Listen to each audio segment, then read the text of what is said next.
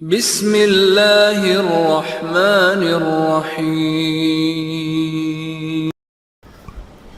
برادران اسلام، دینی اور ملی بھائیوں، نوجوان دوستوں، احباب اور بزرگوں، قابل احترام ماں اور بہنوں، عزیز بچوں، اللہ تعالیٰ کے فضل و کرم سے، اس کی توفیق سے علمی و دعوتی خیانت اور فکر و تحریر پہ اس کے اثرات، اس عنوان سے جو سلسلہ یہاں پچھلے دنوں سے چل رہا ہے، اس سلسلے کی اللہ کی توفیق سے بہت ساری باتیں ہمارے اور آپ کے سامنے آ چکی ہیں۔ علامہ بکر بن عبداللہ ابو زید رحمۃ اللہ علیہ نے اپنی اس چھوٹی سی لیکن بہت ہی زیادہ اہم اور اصولی کتاب میں، رسالے میں قیمتی باتیں بیان فرمائی ہیں۔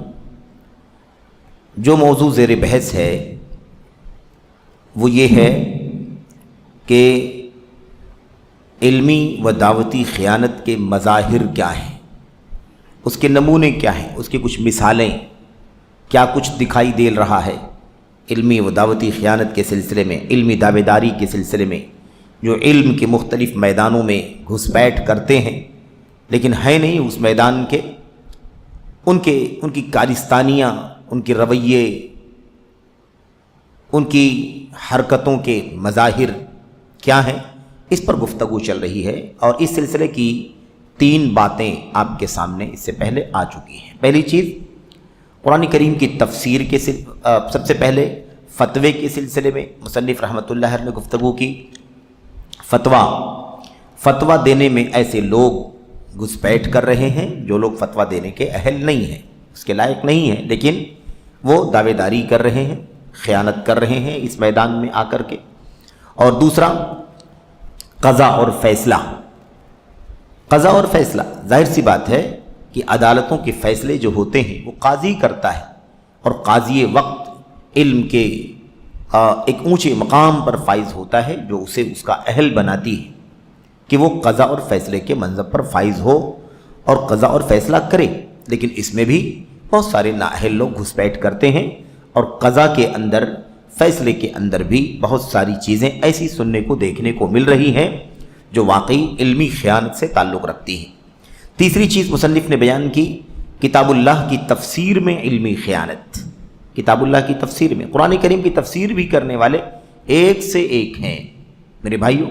جہالت، لا علمی، نادانی، اور اسی کے ساتھ ساتھ عقیدے کا فساد، منہج کا فساد، انحراف، اس طرح کی چیزیں کرنے والے لوگ علم تفسیر میں بھی، قرآن کریم کی تفسیر میں بھی گھس بیٹھ کرتے ہوئے نظر آتے ہیں، اور اس سلسلے کی بہت ساری باتیں آپ کے سامنے آ چکی ہیں۔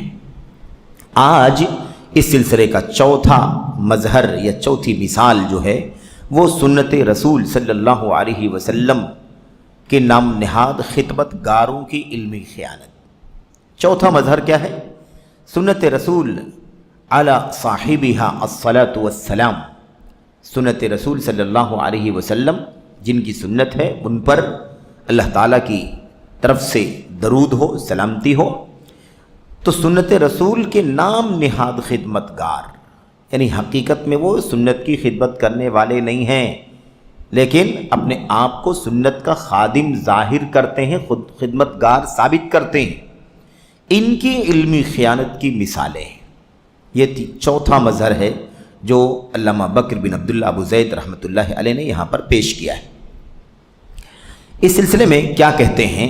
ہم بہت ساری باتیں جو مصنف نے لکھی ہیں انشاءاللہ تبارک و تعالیٰ اسے پڑھیں گے اور اس سے اپنی اصلاح کریں گے، اور جو میدان علم اور دعوت میں خاص طور پر حدیث وغیرہ کی خدمت کے حوالے سے جو تعلق علمی دعوے داری، علمی خیانت پائی جاتی ہے، اس سے اپنے آپ کو چوکنا کریں گے، آگاہ کریں گے، ایسے لوگوں سے دور رہیں گے، خود بھی اس سے دور رہیں گے، تاکہ اس سلسلے میں ہم اس منہج پر، اس اصول پر قائم رہ سکیں جو اللہ تبارک و تعالیٰ کو اور اس کے رسول صلی اللہ علیہ وسلم کو مطلوب ہے۔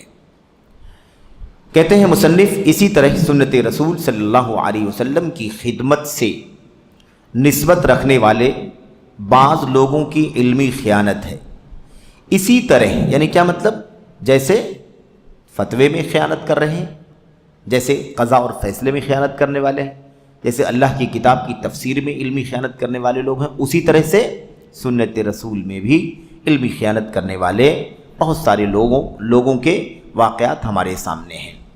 کہتے ہیں اس کی کئی قسمیں ہیں، چند قسمیں حسب ذیل ہیں۔ کئی قسمیں ہیں کس کی؟ حدیث رسول میں تعالم کی، سنت رسول میں علمی دعوے داریوں کی کئی شکلیں ہیں، کئی قسمیں ہیں۔ نمبر 1، پہلی چیز کہتے ہیں لمبا چوڑا دعویٰ۔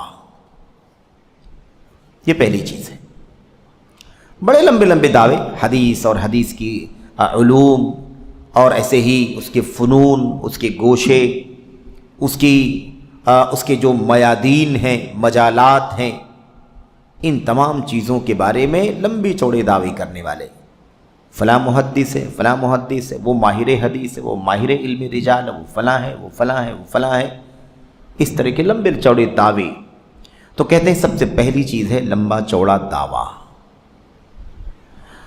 لوگوں نے اس کے لیے ہر مشکل و آسان جتن کیا ہے، یعنی لمبا چوڑا دعویٰ پیش کرنے کے لیے ہر طرح کی کوشش کی ہے، چاہے وہ آسان کوشش ہو یا بڑی کوشش ہو، مشکل کوشش ہو، ہر مشکل اور آسان کا جتن کیا ہے، یعنی ہر طرح کی کوشش لوگوں نے کی ہے، کس کی؟ لمبے چوڑے دعوے کے لیے۔ کہتے ہیں اس میں بڑی عجیب و غریب چیزیں پیش کی ہیں، بڑی عجیب و غریب چیزیں، دعوے داریاں، لمبا چوڑا دعویٰ، اندر کیا ہے؟ کھوکھلا، لیکن دعویٰ لمبا چوڑا، عجیب و غریب چیزیں پیش کی۔ کچھ ایسے لوگ بھی آگے بڑھ گئے ہیں، کچھ ایسے لوگ بھی سنت رسول کی خدمت کے نام پر آگے بڑھ گئے ہیں، جو نہ عربی زبان کا ایک حرف جانتے ہیں، نہ فقہ کی کسی فرع کا علم رکھتے ہیں۔ آپ کو سوشل میڈیا پر ایسے لوگ بھی آتے ہوئے دکھائی دیتے ہیں جن کو حدیث رسول کا عربی متن دیکھ کر پڑھنا بھی نہیں آتا ہے، کہ نہیں ایسا؟ کتنے ایسے لوگ ہیں جو حدیث رسول کا متن نہیں پڑھ سکتے، لیکن حدیث کی بات کرتے، اس کی تشریح کی بات کرتے ہیں، اس کے علم کی بات کرتے ہیں، اس کا دعویٰ لمبا چوڑا ہے ان کے پاس۔ حدیث سے ہم ثابت کریں گے اور سنت سے ہم ثابت کریں گے، جبکہ جب کتاب ان کے سامنے آ جائے تو کتاب وہ کھول کر کے اس کا متن بھی عربی زبان میں لکھا ہوا نہیں پڑھ سکتے۔ ایسے کتنے لوگ موجود ہیں، میں ان ناموں کا ذکر نہیں کرنا چاہتا، وقت پر ان کے نام آ سکتے ہیں، آئیں گے۔ ابھی ہم اس موضوع کو پڑھنا چاہتے ہیں براہ راست، کم سے کم اس گفتگو کا آغاز ہے یہ۔ تو کچھ ایسے لوگ بھی آگے بڑھ گئے ہیں جو نہ عربی زبان کا ایک حرف جانتے ہیں، نہ فقہ کی کسی فرع کا علم رکھتے ہیں۔ یہی نہیں بھائی، باقاعدہ حدیث رسول کے ذریعے سے لوگ مناظرہ کرتے ہیں سوشل میڈیا پر، کیا آپ کو نہیں معلوم ہے؟ لیکن قرآن کریم صحیح سے نہیں پڑھ سکتے، لکھی ہوئی حدیث کے الفاظ کو، اس کے متن کو صحیح طور پر نہیں پڑھ سکتے۔ تو مصنف کہتے ہیں نہ عربی زبان کا ایک حرف جانتے ہیں، نہ فقہ کی کسی فرع کا علم رکھتے ہیں، نہ ہی مصطلح کی کسی قسم سے واقفیت ہے۔ حدیث کا کیا مطلب ہوتا ہے بھائی؟ حدیث رسول کا مطلب کیا ہوتا ہے؟ اس علم کو بہت کھلواڑ بنایا گیا۔ جب حدیث پڑھی جاتی ہے، قال الامام البخاری حدثنا، یہیں سے علم حدیث کی گہرائی شروع ہو جاتی ہے۔ حدثنا کا معنی کیا ہے؟ یہ صیغہ کس معنی میں استعمال ہوتا ہے؟ کتنا مستند ہے، کتنا غیر مستند ہے، کب استعمال ہوتا ہے؟ قال اخبرنا، اخبرنا کیوں آ گیا یہاں؟ پہلے حدثنا تھا، ہمیں بیان کیا، یہاں ہمیں خبر دیا، کیا فرق ہے اس کے اندر؟ عن فلان ان فلانا قال، سمعت فلانا یقول، حرف پر علم حدیث آتا، مصطلح الحدیث۔ تو کہتے ہیں نہیں مصطلح کی کسی قسم سے واقفیت ہے، یعنی کسی گوشے کا بھی پتہ نہیں۔ مصطلح علم حدیث کو پڑھنے، سمجھنے، پرکھنے کے لیے جو اصول بنائے گئے اس کو مصطلح کہتے ہیں، بلکہ محض شاطر چور کی طرح جرأت رندانہ، شاطر چور نہیں بلکہ شاطر چور کی طرح جرأت رندانہ۔ جرأت رندانہ کسے کہتے ہیں؟ جرأت تو جانتے ہیں، رساد، اور رندانہ پستی، ذلت، گھٹیاپن، سطحیت، گراوٹ، اس طرح کے معنی میں استعمال ہوتا ہے جرأت رندانہ۔ رند اسی کو کہتے ہیں جس کے یہاں ذلت، پستی، مضحکہ خیز ہے نا، بھونڈا پن، پھکڑ پن، اس طرح کی جو چیزیں ہوتی ہیں اسی کو رند، رندانہ۔ چالاکی، چالاکی بلند بانگ دعویٰ اور اکڑ پھوں کے ساتھ گھاٹی میں کود پڑے۔ کیا مطلب ہے؟ مطلب یہ ہے کہ علم نہیں ہے، نہ حدیث کا علم ہے، نہ مصطلح کا علم ہے، نہ کسی فقہ کی کسی فرع کا علم ہے، کچھ پتہ نہیں ہے، علم نہیں ہے، لیکن جیسے بہت تیز ترار چور ہوتا ہے نا، تیز ترار چور ہوتا ہے اور وہ بڑی ہمت کر کے کہیں بھی گھس جاتا ہے، کہیں سے بھی اپنا مفاد حاصل کرنے کی کوشش کرتا ہے، چوری کرتا ہے، ایسے ہی شاطر چور کی طرح جرأت جسارت کرتے ہوئے، چالاکی دکھاتے ہوئے اور بہت زیادہ لمبے چوڑے دعوے کے ساتھ اور اکڑ فوں کے ساتھ گھاٹی میں کود پڑا ہے۔ کون سی گھاٹی؟ علم حدیث کی گھاٹی۔ یہ کوئی آسان چیز تھوڑی نہ ہے، آسان چیز تھوڑی نہ ہے کہ ہر آدمی علم حدیث میں کود پڑے، ایسا نہیں ہے۔ اچھا، اور زمین پر ناک بھوں چڑھائے، زمین پر ناک بھوں چڑھائے اور مضطرب، وہ بے ہنگم افکار لیے چلتے ہیں۔ مضطرب یعنی پریشان حال، الجھا ہوا، اور بے ہنگم یعنی غیر مرتب ہے نا، ڈسٹرب، افکار لیے چلتے ہیں، اور بحث و گفتگو کے وقت بیزار و بے بس ہو جاتے ہیں۔ ظاہر سی بات ہے، علم کی گہرائی نہیں ہے، جب ان کے ساتھ بات کرنا، کوئی علم والا بات کرنا شروع کرے گا تو بے چار اور بے بس ہو جائے گا، لاچار ہو جائے گا، کیا ہمت رہے گی اس کے پاس، وہ کیا کر سکے گا؟ کوئی بات نہیں کر سکے گا۔ اور آپ کو خوب ملامت اور عیب جوئی کرتے ہیں، یہی تو کام ہے نا۔ جو جہلا ہوتے ہیں وہ علم والوں سے نفرت انہیں ہوتی ہے ضرور، تو بجائے اس کے کہ وہ اپنی حیثیت پر غور کرے، اپنی اصلاح حال کی کوشش کرے، وہ کیا کرتا ہے؟ کہتے ہیں مصنف، اور آپ کو خوب ملامت اور عیب جوئی کرتے ہیں، یعنی آپ ہی پر لعن طعن۔ آپ علم والے ہیں، آپ نے اس پر اعتراض کر دیا، کیا کہتے ہیں؟ ملامت کرتے، عیب جوئی کرتے ہیں۔ اور یہی نہیں، وہ خود تو عیب جوئی کرتے ہی ہیں، ملامت کرتے ہی ہیں، بہت سارے ان کے حواری مواری بھی ہوتے ہیں ان جاہلوں کے، وہ پورے طور پر بھکتی کا ثبوت دیتے ہوئے اہل علم پر نقد کی زبان استعمال کرتے ہیں، اوچھی زبان۔ ان کے لیے یہ سب سے بڑا مسئلہ ہے کہ آپ نے ان کے خلاف کیوں بولا، یہ تو بہت ہمارے عزیز ہیں، ہم تو ان کو بہت چاہتے ہیں، یہ تو بہت مشہور ہے، بڑا نام ہے، بڑا چرچا ہے، آپ نے ان کے خلاف کیسے بات کر دی؟ یہ سب سے بڑا ان کے لیے مسئلہ ہے۔ حدیث رسول، مصطلح الحدیث، اس کے فقہ، معانی، اس پر کتنا بھی حرف آئے کوئی پرواہ نہیں اس کی، پرواہ اس کی ہے کہ یہ ہمارے ہیں، ان کے خلاف آپ نے کیوں بول دیا؟ تو آپ کو ملامت کرتے ہیں، آپ کی عیب جوئی کرتے ہیں۔ کہتے ہیں چنانچہ انہوں نے روایت میں بے علم و بصیرت اٹکل کیا۔ علم نہیں ہے، بصیرت نہیں ہے، بے علم و بصیرت اٹکل یعنی تکے لگانا، جو بھی ذہن میں آئے، دماغ میں آئے بول دو، ہے نا، تیر چلاؤ اندھیرے، اٹکل کیا، یعنی اس کی منمانی تصحیح و تضعیف، اس کی منمانی تصحیح۔ حدیث رسول ہے، نہ علم ہے، نہ بصیرت ہے، نہ مصطلح، کچھ نہیں معلوم ہے، لیکن حدیث کو صحیح قرار دیتا ہے۔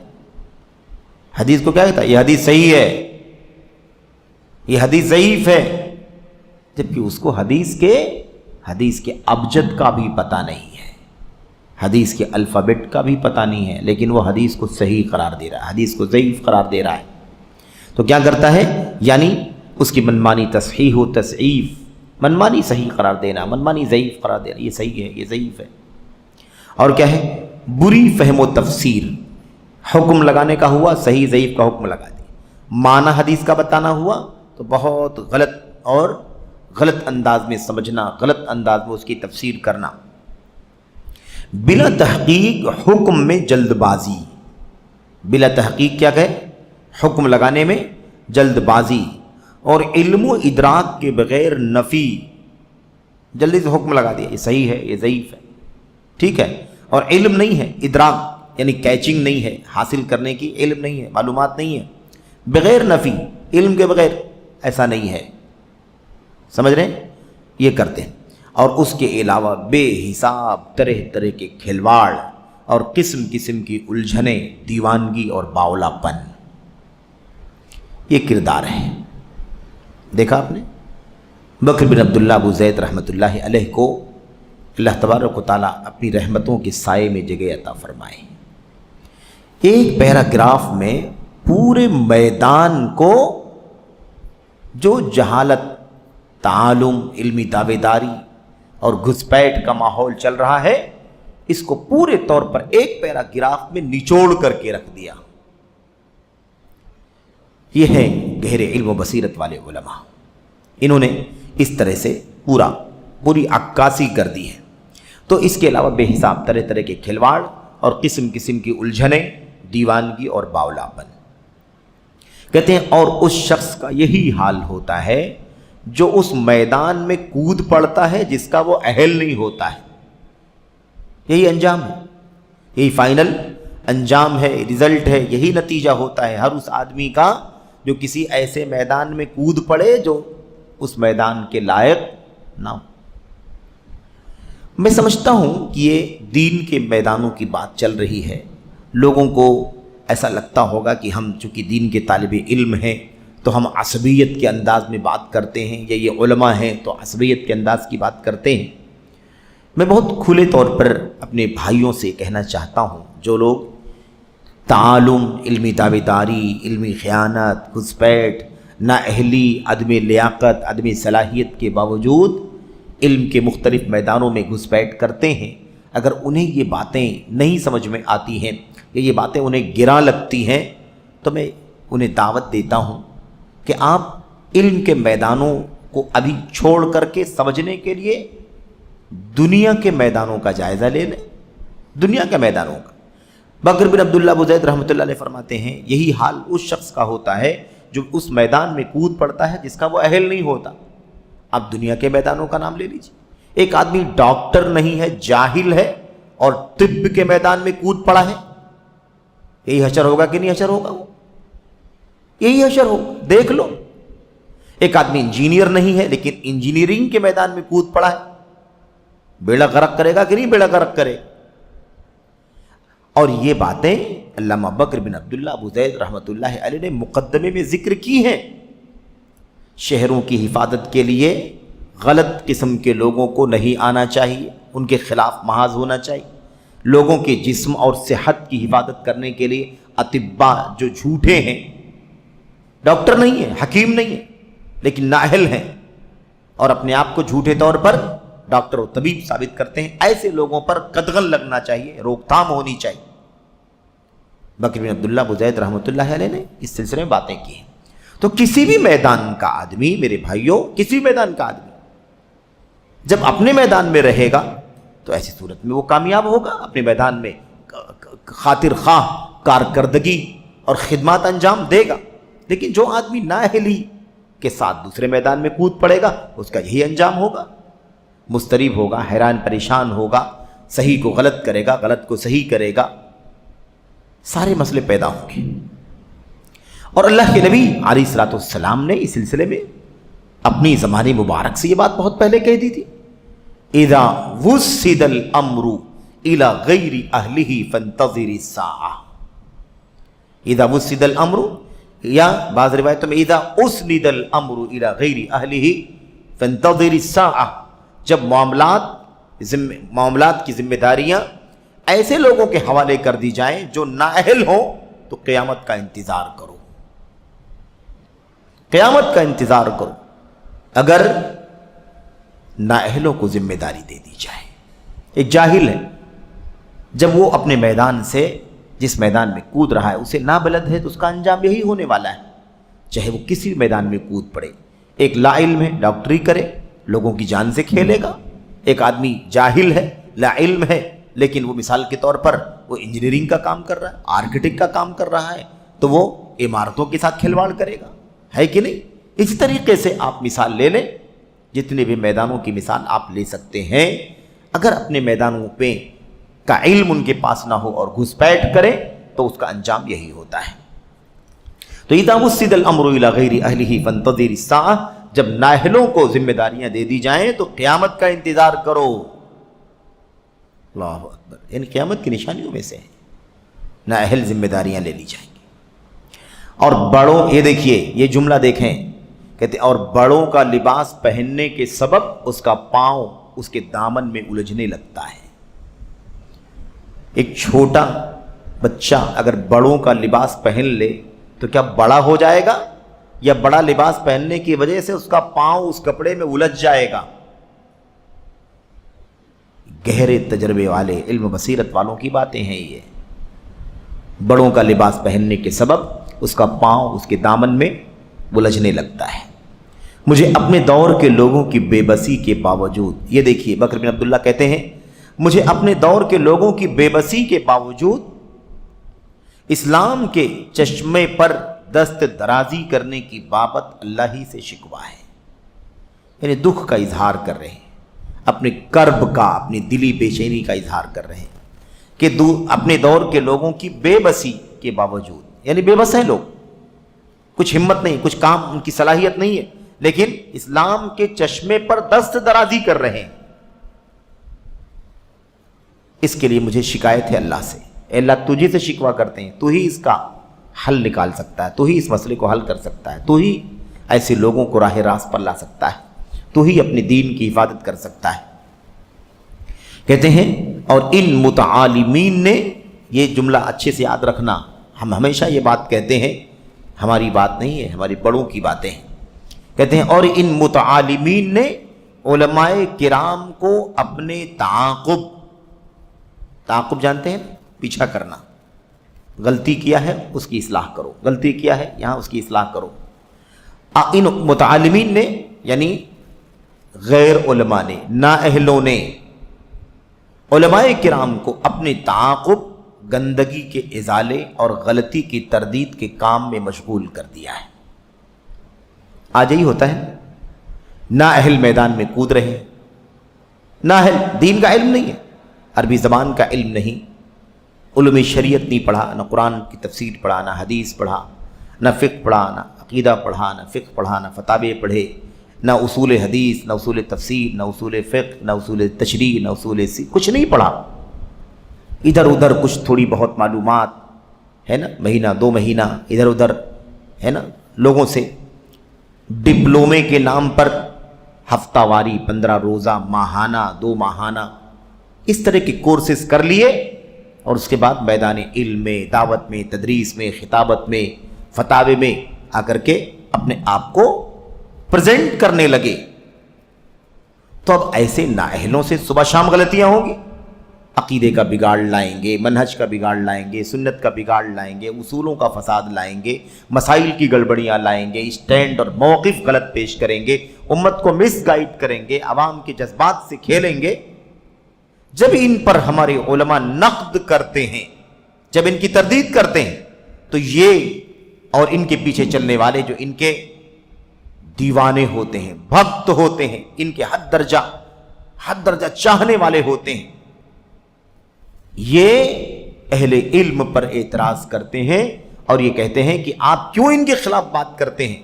ان کو جذبہ ہے دین کا کام کرنے کا، ڈاکٹر ہے تو کیا ہوا، انجینئر ہے تو کیا ہوا، وکیل ہے تو کیا ہوا، فلاں ہے فلاں ہے فلاں ہے تو کیا ہوا، ان کو دین کا جذبہ ہے، یہ دین کا کام کر رہے ہیں، انہیں کرنے دیں، غلطیاں ہوتی ہیں تو آپ ان کی اصلاح کریں۔ بکر بن عبداللہ ابو زید کہتے ہیں ان علماء، ان متعالمین نے، ان علمی خیانت کرنے والوں نے، ان برادرز نے، سسٹرز نے علماء کو اپنی غلطیوں کی صفائی کرنے میں مشغول کر دیا ہے۔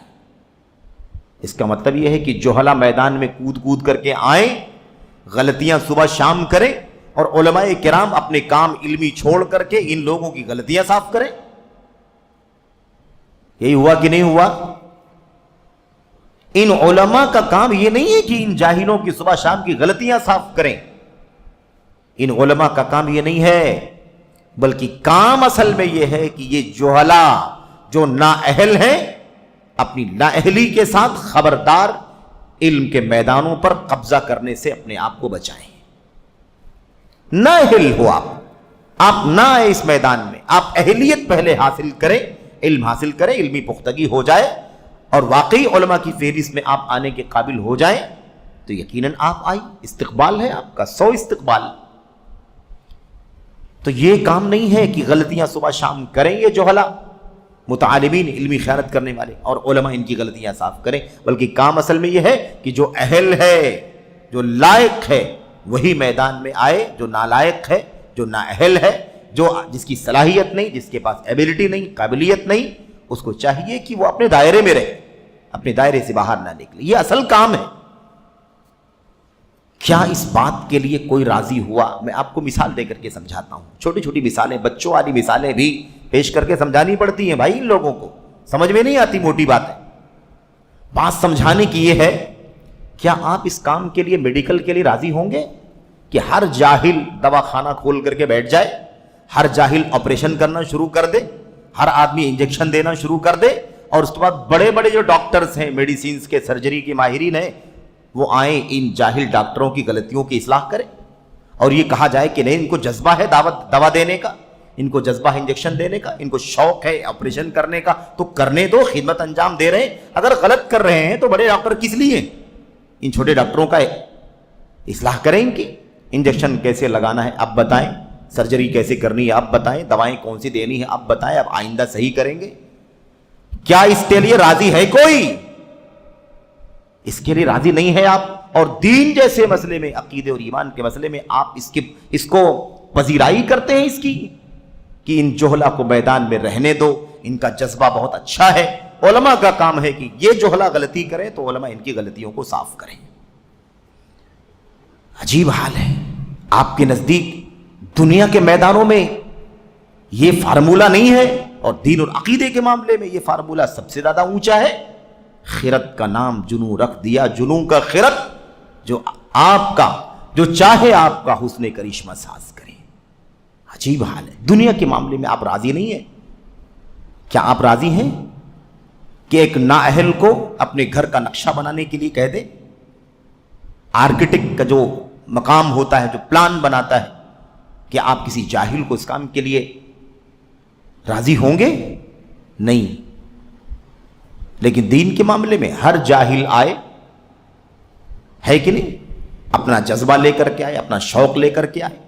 وہ ڈاکٹر ہے، اس کو شوق ہے محدث بننے کا، وہ انجینئر ہے، اس کو شوق ہے محدث بننے کا، وہ فلاں میدان کا آدمی، اس کو شوق ہے دین کا دائی بننے کا، مسئلے بتانے کا، حق اور حق اور باطل سمجھانے کا، حلال و حرام کی تعلیم دینے کا جذبہ جذبے سے کیا ہوتا ہے میرے بھائی؟ جذبے سے نہیں ہوتا۔ علم کا میدان ہے، علم سے لیس ہونا ضروری ہے، اور کما حق کہو، علم سے لیس ہونا ضروری ہے۔ اللہ واسطے اللہ تعالیٰ کے دین پر احسان کرنے کی کوئی کوشش نہ کرے۔ اللہ تبارک و تعالیٰ نے اس دین کے لیے اہل بنا رکھے ہیں، اور ان اہل علماء سے ہمیں علم حاصل کرنا یہ سب سے پہلی ذمہ داری ہے، یہ سب سے بڑا مسئلہ ہے۔ اس کے لیے راضی نہیں ہوتے کہ علم حاصل کریں، دعوت دینے کا جذبہ ہے، میدان میں آنے کا جذبہ ہے، اسٹیج پر مائک پر آنے کا جذبہ ہے، لوگوں کو حق اور باطل بتلانے کا مسئلہ ہے، لوگوں کو جائز ناجائز کی تعلیم دینے کا جذبہ ہے، لوگوں کو سکھانے پڑھانے کا جذبہ ہے، میرے بھائی خطبہ دینے کا، تقریر کرنے کا، درس دینے کا، سوال جواب کا سیشن چلانے کا جذبہ ہے، لیکن ان بیچاروں کو علم حاصل کرنے کا جذبہ نہیں۔ افسوس ہے اس مسکنت پر، افسوس ہے اس فقر پر، افسوس ہے اس بیچارگی پر، جس کا اظہار ابھی شیخ بکر بن عبداللہ ابو زید رحمۃ اللہ علیہ نے کیا ہے۔ مجھے اپنے دور کے لوگوں کی بے بسی کے باوجود اسلام کے سر چشمے پر دست درازی کرنے کی بابت اللہ ہی سے شکوہ ہے۔ تو ان متعالمین نے، جوہلا نے، برادرز نے، نااہلوں نے، علم کی خیانت کرنے والوں نے علماء کرام کو اپنے تعاقب، گندگی کے ازالے اور غلطی کی تردید کے کام میں مشغول کر دیا ہے۔ یہ بکر بن عبداللہ ابو زید رحمۃ اللہ علیہ نے آج سے 38 سال پہلے لکھا اپنی کتاب کے اندر۔ آج کے حالات اگر دیکھتے تو کیا کہتے ہیں میرے بھائیوں؟ کہتے ہیں ان علمی دعوے داروں کی پستی اور سطحیت کا عالم یہ ہے کہ یہ آغاز طلب ہی میں کتابیں تالیف کرنا شروع کر دیتے ہیں. دیکھا ان کی شروعات کہاں سے ہوتی ہے؟ کتابیں لکھنے سے. اور معاف کرنا مجھے، لوگ اس طرح کی چیزوں کو باقاعدہ پیش کرتے ہیں. میں نے کچھ لکھا ہے، ذرا سا آپ دیکھ لیتے تو، مراجعہ کر لیتے تو اس کو ہم لوگ چھاپ لیتے. ہم نے ایک ویڈیو بنائی ہے، ہم نے یہ ریکارڈ کیا ہے، فلاں کیا ہے، اس کو آپ دیکھ لیتے تو ہم اس کو نشر کر دیتے. کیوں بھائی؟ امت کے اندر علم والے مصنفین کی کمی ہے کیا؟ امت کے اندر علم والے خطبہ، مقررین اور علم کی رہنمائی کرنے والے ہمارے بڑے علماء کی کمی ہے کیا، جو آپ کو اس میں گھس بیٹھ کرنا ضروری ہے؟ یہ عجیب و غریب مسئلہ ہے، بالکل بھی اس کی پذیرائی نہیں ہونی چاہیے. خطرناک مسئلہ ہے. ایک آدمی علم حاصل کرنا نہیں چاہتا لیکن مصنف بننا چاہتا ہے، باحث بننا چاہتا ہے، خطیب بننا چاہتا ہے، مقرر بننا چاہتا ہے، لیکچر دینے والا بننا چاہتا ہے، آڈیٹر بننا چاہتا ہے، مسائل کی رہنمائی کرنے والا مفتی بننا چاہتا ہے، لیکن علم حاصل کرنا نہیں چاہتا. میرے بھائی، علمی دعوے داروں کی پستی اور سطحیت کا عالم یہ ہے کہ یہ آغاز طلب، یعنی طلب علم کے آغاز ہی میں، یعنی شروع ہی میں کتابیں تالیف کرنا شروع کر دیتے ہیں، اور پھر اس کے سر ورق پر لکھتے ہیں ٹائٹل پر. سر ورق مطلب ٹائٹل، کور پیج جس کو کہا جاتا، غلاف، اس کے سر ورق پر لکھتے ہیں تصنیف ابو فلان ابن فلان. بکر بن عبداللہ بیان فرماتے ہیں کہ حالت یہ ہو گئی ہے، اتنی پستی ہے کہ بھی کچھ علم ہی نہیں ہے لیکن کتابیں لکھنا شروع کر دیتے. کتابیں لکھنا شروع کر دیا اور کتاب کے اوپر، کور پیج کے اوپر لکھا تصنیف تالیف فلاں ابن فلاں، تصنیف تالیف فلاں ابن فلاں. یہ ان کا کام ہے. اور کیا ہے بھائی؟ کہتے ہیں اللہ تعالیٰ اسے درگزر فرمائے اور اس کی اور اس کے والدین اور اس کے اساتذہ کی مغفرت فرمائے. کیا ہے یہ؟ بکر بن عبداللہ دعا نہیں کر رہے ہیں، بکر بن عبداللہ بن ابو زید رحمۃ اللہ علیہ دعا نہیں کر رہے ہیں. کیا کہہ رہے ہیں؟ کہہ رہے ہیں کتاب کے اوپر لکھا رہتا ہے کتاب کا نام، اور کتاب کے نام کے نیچے کیا لکھا ہوا ہے؟ تصنیف فلاں ابن فلاں، اور اس کے نیچے لکھا رہتا ہے اللہ تبارک و تعالی مجھے معاف فرمائے، میرے والدین کی مغفرت فرمائے اور میرے اساتذہ کی مغفرت فرمائے. جیسے علماء لکھتے ہیں نا، تصنیف فلان ابن فلان غفر اللہ لہ ولی والدی ولی مشائخہ اجمعین. ایسے ہی یہ جاہل بھی اپنی کتاب کے اوپر لکھتے ہیں تصنیف فلاں اور اللہ تعالیٰ میری مغفرت فرمائے، میرے اساتذہ کی، میرے والدین کی مغفرت فرمائے. مصنف کہتے ہیں حالانکہ میں ان میں سے ایسے لوگوں کو جانتا ہوں جس نے کسی استاد سے علم حاصل ہی نہیں کیا. تو استاد کہاں سے آ گئے؟ دھوکہ دینا. کتنے لوگوں کو، میں ایسے لوگوں کو جانتا ہوں جس نے کسی استاد سے علم حاصل ہی نہیں کیا ہے، لیکن بس یہ حد درجہ سرگردانی، آزاد روی اور آوارگی اور شیخیت. یہ کیا ہے؟ حد سے زیادہ جرت ہے، جسارت ہے، اپنے آپ کو بڑا بنانے کی چاہت، شیخیت ہے، کبر ہے، انانیت ہے. اتنی جرت، جاہل ہے آدمی، یہ ایک دم ابھی آغاز میں ہے، مبتدی ہے، اسٹارٹ ہے، سیکھنا شروع کیا ہے ابھی. اور اس کے بعد کیا ہوا؟ ابھی جڑا نہیں مہینہ دو مہینہ کہ مصنف ہو گیا. ابھی مہینہ دو مہینہ نہیں ہوا سیکھتے ہوئے، فتویٰ دینے لگا، مسائل بتانے لگا، درس دینے لگا، شرح کرنے لگا. افسوس. تو یہ بکر بن عبداللہ ابو زید رحمۃ اللہ علیہ ہیں، یہ بات کہہ رہے ہیں کہ یہ حالت ہے. امام اوزاعی، اچھی طرح سے ان باتوں کو سننا، اچھی طرح سے ان باتوں کو پڑھنا. یہ باتیں ہمارے لیے کسی قیمتی موتی سے کم نہیں ہیں. بکر بن عبداللہ ابو زید رحمۃ اللہ علیہ یہ باتیں لکھنے کے بعد امام اوزاعی چھوٹی کے امام ہیں، عالم ہیں، ابو عمرو الاوزاعی یمن کے علماء میں سے ہیں، امام ہیں. امام اوزاعی رحمۃ اللہ علیہ فرماتے ہیں کان ھذا العلم کریما بملاقات الرجال فلما صار فی الکتب صرت تجدہ عند العبد والاعرابی. یہ ہے اہل علم سے استفادہ کرنا، شاگردی اختیار کرنا، استاذی تسلیم کرنا، اور ادھر ادھر لکھی ہوئی کتابوں میں پڑھ کر کے اپنے آپ کو عالم فاضل بنا لینا، ان دونوں کا فرق۔ کہتے ہیں علامہ اوزاعی رحمۃ اللہ علیہ، کان ھذا العلم کریما بملاقات الرجال، یہ علم بڑا محترم تھا براہ راست علماء سے استفادہ کرنے، علماء سے علم حاصل کرنے کے ذریعے سے۔ یہ علم معزز تھا، بڑا محترم تھا۔ کب؟ جب اس علم کو براہ راست علماء کے سامنے بیٹھ کر کے ان کی شاگردی میں سیکھا جاتا تھا تو علم بڑا محترم تھا، بڑا محترم تھا، کیونکہ ایک روشن طاق سے علم نکل کر ایک روشن دل میں داخل ہوتا تھا، اس میں اخلاص، للہیت، اللہ کا خوف، خشیت، انابت، ساری چیزیں ہوا کرتی تھیں۔ تو یہ علم بڑا محترم تھا، بڑا معزز تھا۔ رجال یعنی علماء سے براہ راست جب ملاقات یعنی سامنے سامنے بیٹھ کر کے سیکھا جاتا تھا۔ فلما صار فی الکتب، لیکن جب یہ علم کتابوں میں آ گیا، کتابوں میں آنا عیب نہیں ہے، کتابوں میں آنا عیب نہیں ہے، عیب کیا ہے؟ کتابوں میں آ گیا اور لوگوں نے ان کتابوں کو اساتذہ سے پڑھنے کے بجائے خود ہی اس کو پڑھنا اور اپنی مرضی سے اس سے استفادہ کرنا اور اسی پر اکتفا کرنا شروع کر دیا، تو حالت بگڑ گئی۔ تو علم بڑا محترم تھا، معزز تھا، جب براہ راست علم حاصل کیا جاتا تھا اہل علم سے۔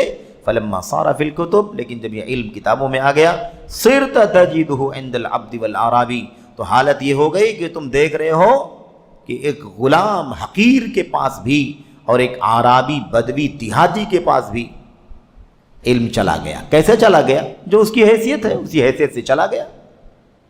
یعنی کیا مطلب؟ ہر ایک دعویٰ کرنے لگا، ایک اعرابی بھی دعویٰ کرنے لگا، ایک غلام بھی دعویٰ کرنے لگا، جس نے نہ استاذ کا منہ دیکھا ہے، نہ استاد کی شاگردی حاصل کی ہے، بس یہاں پڑھا وہاں پڑھا، یہاں دیکھا وہاں دیکھا، اور بس اسی اعتبار سے وہ اپنے آپ کو علم والا ثابت کرنے لگا۔ یہ فرق ہے علم کو اہل علم سے حاصل کرنے کا اور ادھر ادھر کتابوں میں لکھی ہوئی چیزوں کو پڑھ لینے اور اسی پر اکتفا کر لینے کا نتیجہ اساتذہ کے بغیر، مشائخ کے بغیر، علم والوں کے بغیر، متخصصین کے بغیر براہ راست اسٹڈی کر کے، اسٹڈی نہیں شاگردی کی ضرورت ہے۔ استاذی کے بغیر، استاذ کے بغیر گیان نہیں آتا۔ قرآن کریم کی آیت میں اللہ تبارک و تعالیٰ نے کیا فرمایا؟ قرآن کریم میں اللہ تبارک و تعالیٰ نے فرمایا قرآن کریم کی تلاوت کی جاتی ہے اور نبی تمہارے درمیان موجود ہے۔ قرآن کی تلاوت کی جاتی ہے اور نبی تمہارے درمیان موجود ہے۔ دونوں چیزیں اللہ نے بیان فرمائی، قرآن کا پڑھا جانا اور نبی کا موجود ہونا۔ اس میں حجت تمام ہوتی ہے۔ کتاب اترتی، نبی نہ ہوتا تمہارے درمیان تو کتاب کون پڑھ کے سناتا، تشریح کون کرتا، تطبیق کون کرتا، عمل کر کے کون دکھاتا، اس کے معانی کو کون سمجھاتا، تفسیر، تشریح، بیان کون کرتا، وضاحت کون کرتا؟ سمجھ رہے؟ حجت قائم نہیں ہوتی، ہر آدمی جیسے سمجھ میں، جس کی جو سمجھ میں آتا ہے وہ سمجھ لیتا۔ اس لیے نبی بھی اللہ تبارک و تعالیٰ وَفِيكُمْ رَسُولُ، اور تمہارے بیچ میں اللہ کا رسول بھی موجود ہے، اللہ کی کتاب موجود ہے، اور اللہ کا نبی، اللہ کا رسول بھی تمہارے بیچ میں موجود ہے۔ میرے بھائی، بہت بنیادی مسئلہ ہے یہ۔ تو کیا کہا؟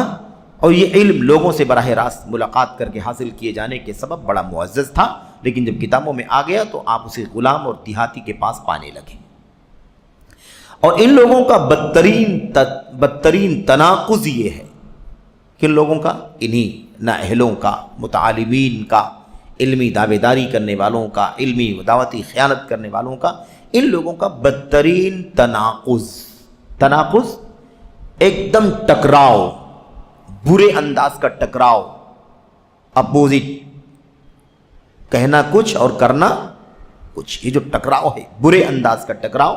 کہتے ہیں ان لوگوں کا بدترین تناقض ٹکراؤ یہ ہے، بیچ میں کہتے ہیں اور اللہ کا شکر ہے اس زمانے پر جس میں تناقض کا توشہ ختم ہو جائے.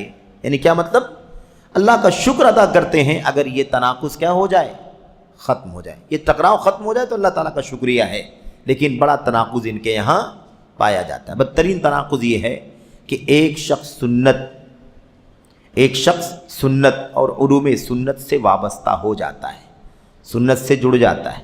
علوم سنت یعنی ہے نا جرح و تعدیل، اصول حدیث جس کو مصطلح کہتے ہیں، اسماء الرجال وغیرہ، ان سب سے وابستہ ہو جاتا ہے، حالانکہ وہ پوری طرح اس کے نواقض پر کاربند ہوتا ہے. حدیث اور علوم حدیث سے جڑ جاتا ہے، سنت اور علوم سنت سے جڑ جاتا ہے، اور اس کی عملی اپنی زندگی اگر دیکھو، اپنی زندگی دیکھو تو کیا کہا؟ اس کے نواقض پر کاربند ہوتا ہے. یعنی سامنے سنت اور علوم سنت سے جڑا ہوا ہے، اور اس کی اپنی زندگی اور کردار اس کا دیکھو تو پورے طور پر اس علم کے خلاف، اس کے اپوزٹ چلتا ہے. ایسے بہت سارے لوگ ہیں، دیکھا کہ نہیں دیکھا؟ چہرہ آپ دیکھیں تو آپ کو کوئی عالم فاضل اور علم حدیث تفسیر کا علم رکھنے والا تو دور کی بات ہے، بظاہر دیکھنے میں مسلمان بھی نہیں لگتا ہوں، لیکن باتیں کس کی کرتا ہے؟ حدیث کی، علم حدیث کی، تفسیر کی، فقہ کی، فتاوے کی، امت کو گائیڈ کرنے کی بات کرتا ہے. تو کیا کہتے ہیں؟ حدیث اور علم حدیث سے جڑ جاتا ہے اور عملی طور پر اس کے نواقض پر کاربند رہتا ہے، اس کو توڑنے والی چیزوں پر، اس کے خلاف چیزوں پر کاربند رہتا ہے. یعنی سمجھے مطلب؟ بکر بن عبداللہ ابو زید فرماتے ہیں یعنی عقیدے میں سلفیت کے بجائے خلفیت، سلفیت کی راہ پر نہیں ہے، نئے نئے فتنے، بدعات، انحرافات، اہوا اور ایسے ہی حزبیت، فرقواریت اس پر قائم رہتا ہے. تو سلف عقیدے میں سلف کی عقیدے کے بجائے کس پر رہتا ہے؟ سلف کے عقیدے کے بعد جو نئے نئے عقیدے بن گئے بدعتیوں کے ہاں، اس پر قائم رہتا ہے. مسلکی عصبیت پر جو راستہ پکڑ لیا ہے اسی راستے کے لیے تعصب. حق نہیں چاہیے اسے اپنے مسلک کے لیے، اپنی راہ کے لیے تعصب. مسلکی تعصب کا مطلب، مسلکی عصبیت کا مطلب صرف آپ یہ حنفیت، شافعیت، مالکیت، حنبلیت نہ سمجھیں.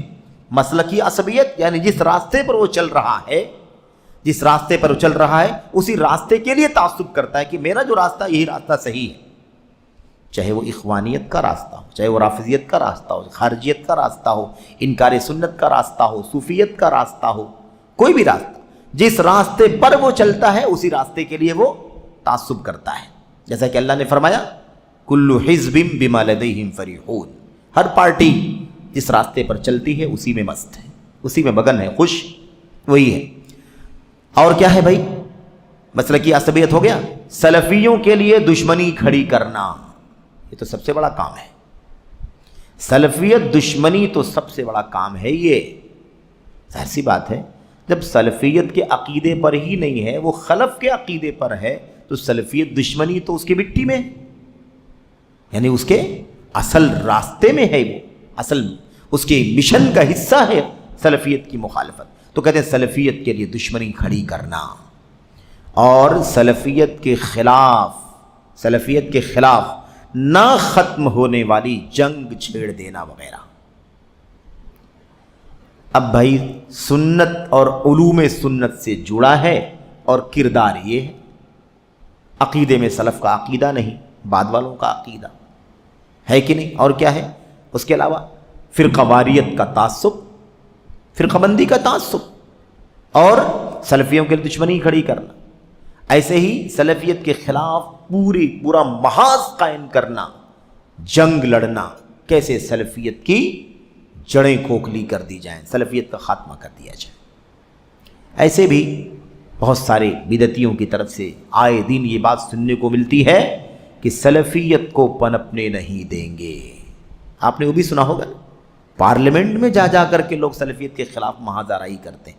معلوم ہے کہ نہیں معلوم ہے؟ بڑے بڑے منچوں سے بھی یہ دعویٰ کرنے والے دعویٰ کرتے ہی رہتے ہیں، بولتے ہی رہتے ہیں، اپنی بھڑاس نکالتے رہتے ہیں کہ سلفیت وہ کوکھ ہے جہاں سے دہشت گردی پیدا ہوتی ہے. تو دہشت گردی پیدا ہونے والی کوکھ جو ہے نا، پیدا کرنے والی کوکھ، اس کوکھ کو ہی بانچ بنا دینا ضروری ہے۔ آپ کو معلوم ہے کہ نہیں معلوم؟ ہاں، چند سالوں پہلے دلی کے ایک صوفیت کے منچ سے لوگوں نے اعلان کیا تھا، اور یہ کون لوگ تھے؟ افسوس یہ ہے، یہ وہ لوگ ہیں جو سب سے زیادہ اتحاد کی بات کرتے ہیں۔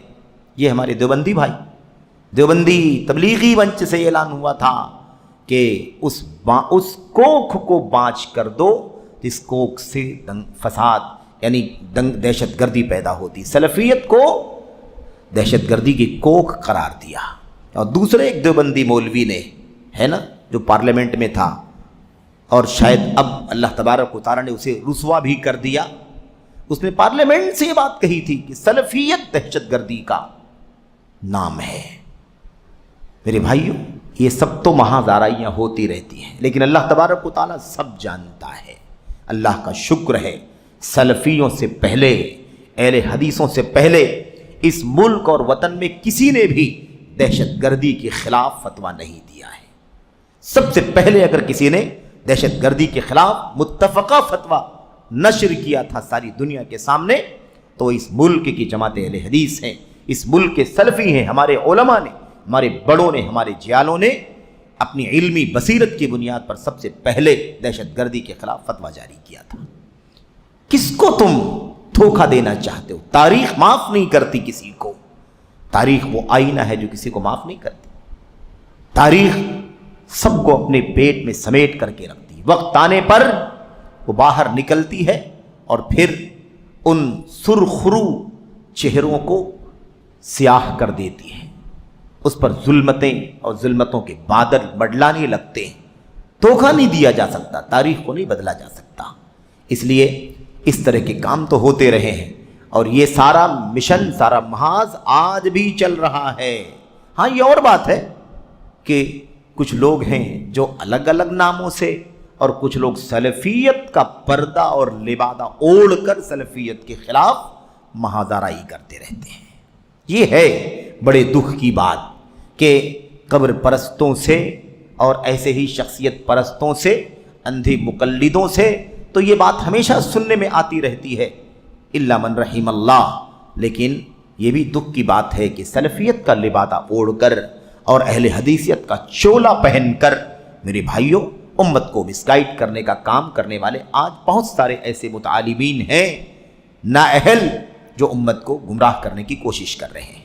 تو نام سنت اور اہل سنت، نام یعنی کیا مطلب؟ وابستگی سنت سے اور علوم سنت سے، اور کردار ٹوٹلی پورے طور پر اس کے خلاف۔ سلفیت دشمنی، خلفیت، بدعت، نفس پرستی، ہوا، دنیا دارانہ سوچ، اس پر قائم رہتے ہیں۔ سب کے ساتھ تال میل بنانے کی بات کرتے ہیں، رواداری کی بات کرتے ہیں۔ رواداری کے نام پر ساری بدعات کو اپنے دامن میں جگہ دینا، رواداری، وسطیت اور اعتدال کا نام دینا شروع کر دیتے ہیں۔ یہ بھی ایک دکھ کی بات ہے۔ کیا کہا؟ سلفیوں کے لیے دشمنی کھڑی کرنا اور سلفیت کے خلاف نہ ختم ہونے والی جنگ چھیڑ دینا وغیرہ۔ کیا ہے؟ اسی طرح ان کی رنگ برنگی کنیتیں جو غلاموں اور صوفیوں کی کنیتیں ہیں، یہ ایسی ذلت و پستی ہیں جن سے خوددار طبیعتیں گھن محسوس کرتی ہیں۔ کیا مطلب؟ بکر بن عبداللہ ابو زید رحمۃ اللہ علیہ بیان فرماتے ہیں، کہتے ہیں کہ یہ جو کام جس کی بات چل رہی تھی، یہ جو چل رہا ہے، ان لوگوں کے ہاں ایک بات یہ بھی ہے کہ ان کے ناموں کے ساتھ جو کنیتیں لگی ہیں نا، ابو فلاں ابو فلاں ابو فلاں، یہ کنیتیں بھی اسی خلفیت، صوفیت، بدعقیدگی پر دلالت کرنے والی کنیتیں ہیں، اور پھر اس کی تفصیل یہاں پر بیان کرتے ہیں آگے۔ خیر، دیکھیے اس کو بھی ہم ذرا سا پڑھ کے ختم کر لیتے ہیں۔ کیا کہتے ہیں؟ کہتے ہیں کہ رنگ برنگی کنیتیں جو غلاموں اور صوفیوں کی کنیتیں ہیں۔ کنیت کسے کہتے ہیں؟ ابو اور ام والا جو نام ہوتا ہے نا، یعنی باپ کی طرف فلاں، یعنی بیٹے کو منسوب کرنا، فلاں کا باپ، فلاں کی ماں، تو جن ناموں میں اب ام لگا رہتا ہے اسی کو کنیت کہتے ہیں۔ تو ایسی رنگ برنگی کنیتیں جو غلاموں اور صوفیوں کی کنیتیں ہیں، یہ ایسی ذلت و پستی ہیں جن سے خوددار طبیعتیں گھن محسوس کرتی ہیں۔ بھئی کنیتیں کیسی ہونی چاہیے؟ کنیتیں تو سنت کے مطابق بڑے بیٹے کے نام سے کنیت ہونی چاہیے، ٹھیک ہے، ابو فلاں ام فلاں، ٹھیک ہے، لیکن صوفیت والی صوفیت زدہ کنیتیں جس تصوف کی بو آتی ہو، صوفیت کی بو آتی ہو، ایسی کنیتیں، غلاموں کی پستی والی کنیتیں، یہ بھی ان کی پہچان ہے۔ چنانچہ ابو السعادات، کیا نام ہے بھائی، کیا کنیت ہے؟ ابو السعادات، سعادت نیک بختی اور سعادات نیک بختیاں، ابو السعادات نیک بختیوں کا باپ، یہ کیا ہے؟ یہ کیا ہے؟ کہتے ہیں ابو السعادات اور اس جیسی دیگر عجمی کنیتیں رکھنے والوں پر سلفی عالم علامہ محمد بن بشیر ابراہیمی جزائری رحمۃ اللہ علیہ، جن کی وفات 1385 ہجری میں ہوئی، ان کا نقد ملاحظہ فرمائیں، یعنی وہ تنقید کرتے ہوئے اس پر گفتگو کرتے ہیں کنیتیں کیسی ہونی چاہیے۔ اس ضمن میں شیخ نے یہ ان کا پیراگراف، یہ ان کا اقتباس ان کی کتاب سے نوٹ کر دیا ہے، آئیے اس کو پڑھ لیتے ہیں۔ لکھتے ہیں، یہ کس کی بات ہے؟ علامہ سلفی عالم علامہ محمد بن بشیر ابراہیمی جزائری رحمۃ اللہ علیہ، جزائر کے ہیں۔ عربوں کا طریقہ یہ ہے کہ وہ نام کو بچپن کی علامت، اچھے سے سنیے، بہت اصولی بات ہے، ہماری اور آپ کی زندگی میں بھی، ہمارے اور آپ کے ماحول میں بھی، ہم بھی عجم کے رہنے والے ہیں، ہماری اور آپ کی کنیتیں کیسی ہونی چاہیے، ہمارے اور آپ کے نام کیسے ہوں، اس پر بھی انشاءاللہ تبارک و تعالی روشنی پڑتی ہے۔ عربوں کا طریقہ یہ ہے کہ وہ نام کو بچپن کی علامت اور کنیت کو مردانگی کی علامت سمجھتے ہیں۔ دیکھا آپ نے، نام کو بچپن کی علامت اور کنیت کو مردانگی کی علامت۔ بھئی ابو فلاں جب کہتے ہیں تو فلاں تو بیٹا ہو گیا نا، لیکن ابو کیا بن گیا؟ باپ ہو گیا۔ جس کے ساتھ ابو لگا ہوا ہے وہ بچہ ہے، اور ابو جو ہے وہ کون ہے؟ وہ باپ ہے۔ تو باپ جو ہے وہ بڑا ہے، مرد ہے، اور نام کے ساتھ جس کے ساتھ جڑا ہوا وہ بچہ ہے۔ تو کہتے ہیں کہ بچپن کو، نام کو بچپن کی علامت اور کنیت کو مردانگی کی علامت سمجھتے ہیں، اسی لیے وہ مردوں کو پشتوں اور عورتوں کے رحموں سے پیدا ہونے والے بیٹوں اور بیٹیوں کے نام پر ہی کنیت رکھتے تھے۔ دیکھا آپ نے، کنیت کیسے رکھتے تھے؟ کنیت رکھتے تھے مردوں کی پشتوں اور عورتوں کے رحموں سے پیدا ہونے والے بیٹوں۔ کہ اللہ تعالیٰ نے کیا فرمایا؟ یخرج من بین الصلب والترائب، یخرج من بین الصلب والترائب، منی کہاں سے نکلتی ہے؟ بین الصلب والترائب، ہے کہ نہیں؟ یعنی مرد کی پشت سے اور خاتون کے رحم سے۔ کیا فرمایا؟ اس سے پیدا ہونے والے بیٹوں اور بیٹیوں کے نام پر ہی کنیت رکھتے ہیں۔ یعنی معنی یہ ہے کہ کنیت بیٹے بیٹی کے نام پر رکھنی چاہیے۔ یہ صوفیوں والے الفاظ لے کر کے ابو لگا دینا، غلاموں والے الفاظ اٹھا کر کے ابو لگا دینا، یہ کون سا طریقہ ہے کنیت رکھنے کا؟ عجمی طریقہ ہے۔ کہتے ہیں کیونکہ یہ ان کی زندگی کی تاریخ کا فطری تسلسل ہے، باپ ہے، پھر بیٹا ہے، پھر اس کا بیٹا ہے، پھر اس کا بیٹا ہے کہ ایک تسلسل ہے زندگی کا۔ اور اس قسم کی سطحی کنیتوں، ابو السعادات جیسے بیان کیا نا، اس طرح کی اس قسم کی سطحی کنیتوں اور القاب، یعنی ابو السعادات وغیرہ کو اپنے غلاموں ہی کے لیے پسند کرتے تھے۔ عربوں کا طریقہ کیا تھا؟ اس قسم کی کنیتیں غلاموں کے لیے، کیوں؟ اس لیے کہ وہ ماتحت ہیں، ماتحت ہیں وہ، تو غلاموں کے لیے ایسے الفاظ کا استعمال کر لیا کرتے تھے، لیکن اپنی کنیتیں کبھی بھی اپنے خون سے پیدا ہونے والے بیٹوں اور بیٹیوں کے نام پر رکھا کرتے تھے۔ لیکن یہ صوفیت زدہ، عجمیت زدہ کنیتیں، یہ بھی پہچان ہے ایسے متعالمین کی، علمی دعوے داری کرنے والوں کی۔ کہتے ہیں یہ ہلکی کنیتیں اور القاب مسلمانوں کے درمیان تبھی رواج پائے جب ان کے سماج میں شذوذ اور آوارگی در آئی۔ شذوذ آ گیا، یعنی کیا مطلب؟ ہٹ گئے اصل راستے سے، الگ تھلگ فکر والے بن گئے، آوارگی آ گئی، آزاد ہو گئے، جو سمجھ میں آیا کرنے لگے، کوئی اصول نہیں، کوئی پابندی نہیں، کوئی ضابطہ نہیں جس کے تحت رہنا چاہیے، نہیں، جس کے نتیجے میں یہ دیکھیے، جس کے نتیجے میں حلیہ اور وضع قطع میں زنخہ پن یعنی خنوست جس کو کہتے ہیں، ہیجڑا پن جس کو کہا جاتا ہے، کہتے ہیں جس کے نتیجے میں حلیہ کس کو بولتے ہیں؟ یہ جو ہمارا سامنا، جو ہمارا چہرہ، مہرہ، جسم، ڈھانچہ، چہرہ، ٹھیک ہے، اور وضع قطع یعنی رہن سہن، طور طریقہ، چہرہ مہرہ جس کو ہم کہتے ہیں، زنخہ پن، اس میں کیا آ گیا؟ شکل و صورت میں کیا آ گیا؟ زنخہ پن، یعنی نسوانیت نہیں بلکہ تخنس جس کو ہم کہتے ہیں، ہیجڑا پن آ گیا۔ طبیعت اور مزاج میں نسوانیت، طبیعت اور مزاج میں کیا آ گیا؟ نسوانیت آ گئی، یعنی کیا مطلب؟ عورتوں والی سوچ آ گئی، عورتوں والا رہن سہن آ گیا۔ عزائم میں پستی، عزائم میں پستی یعنی بلند ہمت ہونی چاہیے تو پستی آ گئی اس کے اندر، اور دین میں نفاق پھیل گیا، دین میں نفاق پھیل گیا اسی نتیجے میں۔ اور جس دن سے مسلمانوں نے اپنے آپ کو فراموش کیا تو ان کارناموں کو ضائع کر دیا جن سے مرد حضرات عظمت و بڑائی سے ہمکنار ہوتے ہیں۔ یہ ہے، ہم نے اپنی تاریخ کو کھویا ہے، ہم نے اپنی راہ کو چھوڑا ہے، جس کے نتیجے میں آج حالت یہ ہو گئی ہے۔ کہتے ہیں جس دن سے مسلمانوں نے اپنے آپ کو فراموش کر دیا، یعنی اپنے آپ کو بھلا دیا، تو ان کارناموں کو ضائع کر دیا جن سے مرد حضرات عظمت و بڑائی سے ہمکنار ہوتے ہیں، نیز ان گھٹیا اور بکواس ناموں کو اپنا لیا جن سے بچے دل لگی کرتے ہیں۔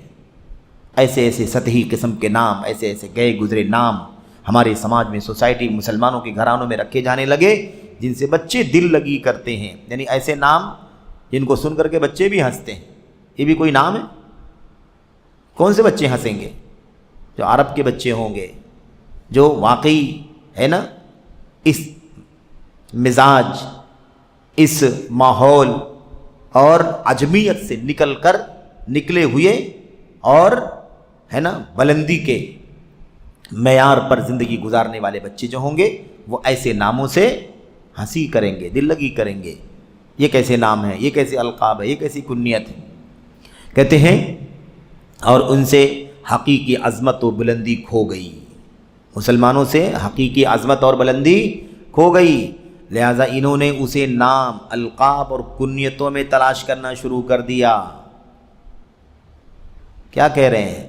بہت بڑی بات کہہ رہے ہیں شیخ بکر بن عبدالزید، کہتے ہیں اصل جو عظمت تھی وہ عظمت کھو گئی، اور اب اس عظمت کو کہاں تلاش کرتے ہیں؟ نام میں، کنیت میں، القاب میں، یعنی سوچتے ہیں کہ نام بھاری بھرکم رکھ لیں گے تو اونچے ہو جائیں گے، کنیت اب اس سعادات رکھ لیں گے تو سعادتوں سے، بلندی سے، نیک بختی سے ہمکنار ہو جائیں گے، یعنی یہ حالت ہو گئی ہے۔ پستی اس طرح سے آ گئی کہ لوگوں نے اب سوچا کہ نام اونچا رکھو، القاب اچھے رکھو، اس لیے آپ نے دیکھا ہوگا آج کل کہ لوگ اچھا رہنا نہیں چاہتے ہیں، اچھا ظاہر کرنا چاہتے ہیں۔ کہتے ایسا اگر آپ کریں گے تو اچھا نہیں دکھیں گے، اچھا نظر نہیں آئیں گے، تو لوگ اچھا بننا نہیں چاہتے، اچھا نظر آنا چاہتے ہے کہ نہیں؟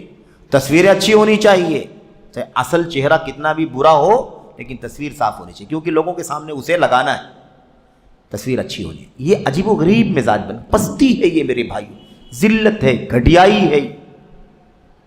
تو کہتے ہیں جب اصل عزت اور شان و شوکت مسلمانوں نے کھوئی تو اسے ناموں میں، القاب میں، کنیتوں میں تلاش کرنا شروع کر دیا کہ نام ایسا رکھو کہ اونچا دکھے، کنیت ایسی رکھو کہ بلندی لگے، القاب ایسے لگاؤ کہ لوگ سن کر کے سوچے کہ نہیں بہت بھاری بھرکم شخصیت ہوگی، بہت عظمت اور شان و شوکت والی ہستی ہوگی، اس طرح سے لوگوں نے سمجھ لیا۔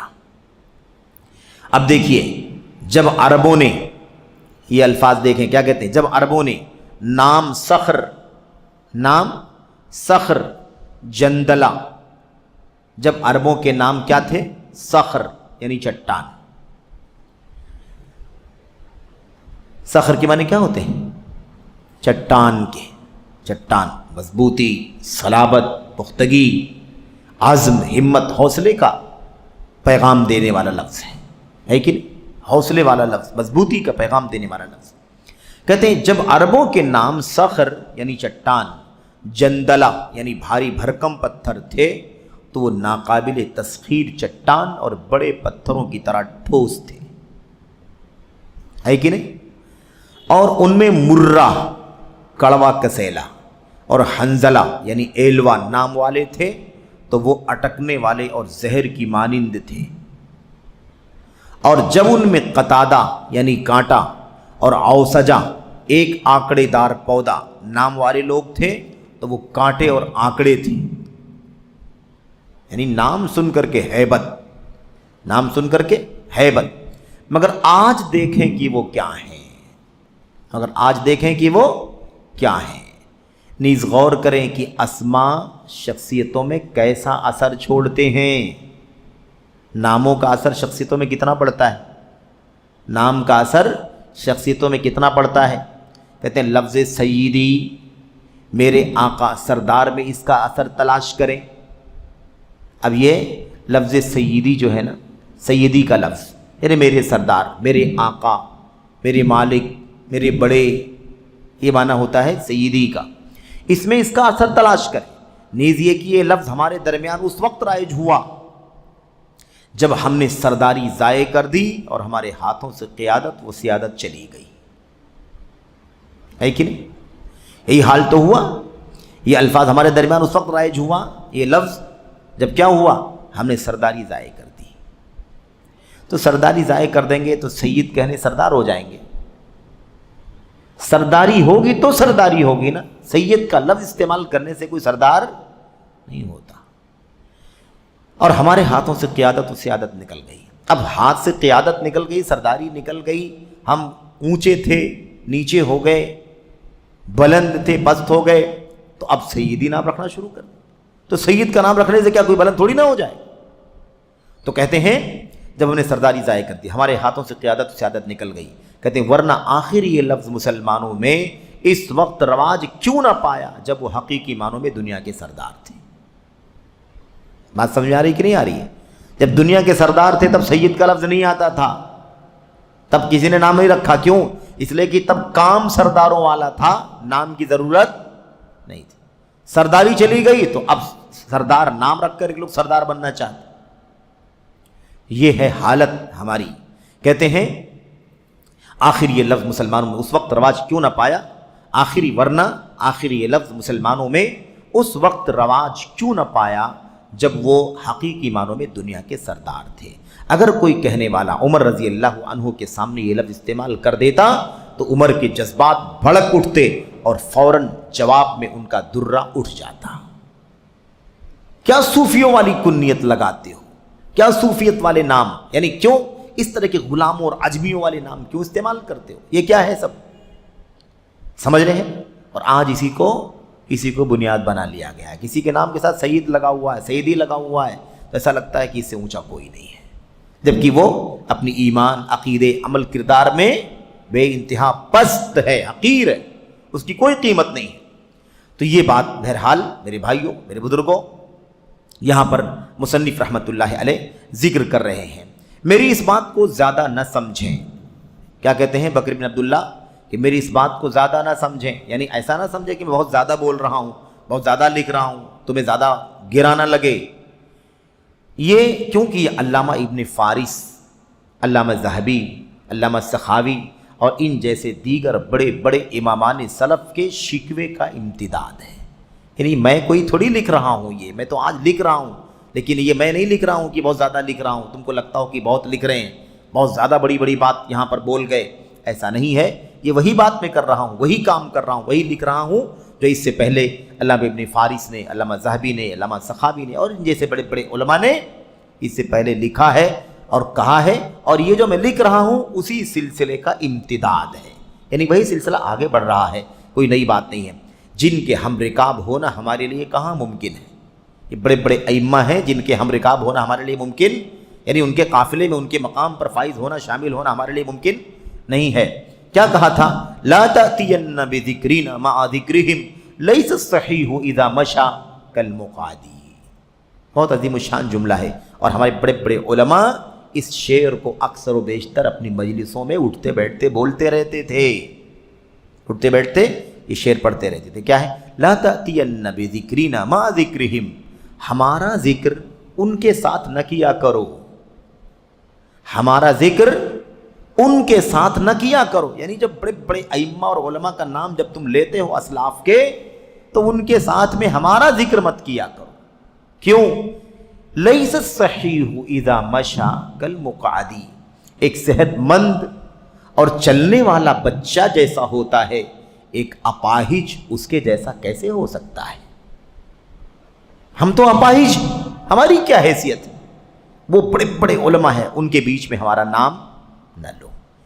تو یہ کہنے کا مطلب ہے بکر بن عبداللہ ابو زید رحمۃ اللہ علیہ کا کہ یہ ہمارے اسلاف یہ بات کہا کرتے تھے، ہمارے اسلاف یہ بات کہا کرتے تھے کہ کہاں وہ عظمتیں اور کہاں آج کی پستیاں، کہاں وہ چوٹی کے ائمہ اور علماء اور کہاں آج کل کے جہلا اور متعلمین اور نااہل جو الگ الگ میدانوں پر فائز ہونے گھسپیٹ کرنے کی کوشش کرتے ہیں. کہتے ان کے ساتھ ہمارا ذکر نہ کیا کرو، کیونکہ صحت مند جب چلے تو اپاہج کی طرح نہیں ہوتا. کہاں نہ چلنے والا اپاہج اور کہاں صحت مند توانا چلنے پھرنے والا، دونوں برابر کیسے ہو سکتے ہیں؟ کہتے ہیں جب ہم اپنے اسلاف کے ہاں پائی جانے والی بلندیاں، اعلیٰ کارنامے، طلب علم کا سچا جذبہ اور جدید اور حد درجہ انہماک دیکھتے ہیں تو اپنے حالات پر اللہ سے مغفرت کا سوال کرتے ہیں. علامہ بکر آج سے 28 سال 30 سال پہلے یہ بات کہہ چکے ہیں. کہہ رہے ہیں جب ہم اپنے اسلاف کے ہاں پائی جانے والی بلندیاں، اعلیٰ کارنامے، طلب علم کا سچا جذبہ اور حد درجہ انہماک دیکھتے ہیں تو اپنے حالات پر اللہ سے مغفرت کا سوال کرتے ہیں کہ اللہ بہت برا حال ہمارا ہو گیا ہے، ہمیں معاف کر دے، ہمیں بخش دے. یقیناً بجا طور پر انہیں حق تھا کہ وہ بلند پایا ائمہ بن گئے، انہیں حق تھا کہ بلند پایا ائمہ بن گئے جن کے نور سے روشنی حاصل کی جائے، ورنہ اب ان کے اور ان کے گام پر چلنے والوں کے بعد آنکھ صرف مٹی سے یا قبروں میں مدفون لوگوں سے ہی بھرتی ہے. کس کو دیکھیں؟ وہ دفن ہو چکے ہیں جو پہاڑ جیسے تھے ہمارے اسلاف. مٹی کو دیکھیں، دفن ہونے والے لوگوں کو یاد کریں، اس کے سوا اور کچھ باقی نہیں بچا ہے. یہ بکر بن عبداللہ ابو زید کہتے ہیں. آج ہمیں ہمارے حالات کو دیکھتے تو کیا کہتے ہیں؟ ہمارے علماء جو آج دیکھ رہے ہیں ہمارے حالات کو کیا کہتے ہیں؟ تو صاف کہتے ہیں کہ ورنہ اب ان کے اور ان کے گام پر چلنے والوں کے بعد، یعنی ان اسلاف کی راہ پر چلنے والوں کے بعد آنکھ صرف مٹی سے اور یا قبروں میں مدفون لوگوں ہی سے بھر سکتی ہے. کس کو دیکھیں؟ کوئی تو ہے نہیں. یاد کرو تو دفن ہو چکے، یاد کرو تو فلاں مر چکے، یاد کرو تو فلاں مر چکے. انہی مٹی کو دیکھ کر کے اور قبر میں دفن ہونے والوں کو یاد کرنے کے علاوہ ہی ہمیں اس کے علاوہ ہمیں کسی اور چیز سے تسلی نہیں مل سکتی. یہ حالت ہو گئی ہماری. تو بہرحال یہ بکر بن عبداللہ ابو زید رحمۃ اللہ علیہ نے یہ باتیں ذکر کی ہیں. آگے بہت ساری باتیں آگے آ رہی ہیں انشاءاللہ تبارک و تعالیٰ. بقیہ باتیں اگلے سیشن میں آپ کے سامنے پیش کی جائیں گی. اللہ سے دعا ہے کہ اللہ تعالیٰ ہم سب کو سمجھنے اور عمل کرنے کی توفیق عطا فرمائے. آمین رب العالمین. وصلی اللہ وسلم وبارک علی نبینا محمد وعلی آلہ وصحبہ اجمعین. السلام علیکم ورحمۃ اللہ وبرکاتہ.